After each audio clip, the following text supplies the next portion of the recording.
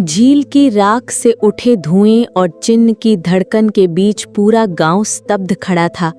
दो परछाइयां, एक उजली और दूसरी अंधकार में धीरे धीरे आकार लेने लगीं।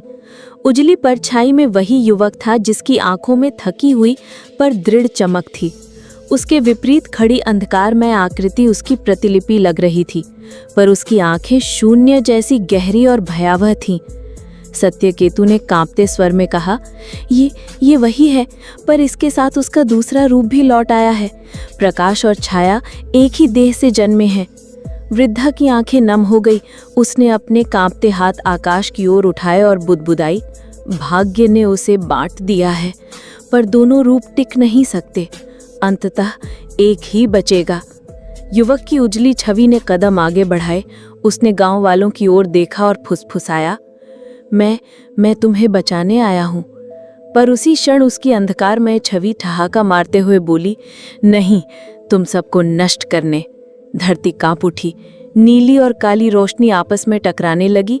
गांव के बीचों बीच बना चिन्ह अब तेजी से धड़कने लगा, मानो निर्णय की घड़ी समीप आ गई हो। विक्रमादित्य ने तलवार का नाम पुकारा, पर तलवार प्रकट नहीं हुई। दोनों परछाइयां अब आमने सामने खड़ी थीं और हवा में ऐसा कंपन था जैसे पूरी घाटी फट जाएगी। अचानक उस चिन्ह से तीसरी लकीर निकली, न उजली न काली, बल्कि सुनहरी। वो सीधे वृद्धा की ओर बढ़ी।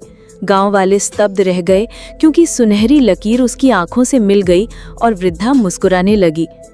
उसकी मुस्कान में भय भी था और आशा भी। उसने धीमे स्वर में कहा, अंतिम निर्णय मेरे भीतर से गुजरेगा। और उसी क्षण रोशनी बुझ गई। घाटी फिर अंधकार में डूब गई।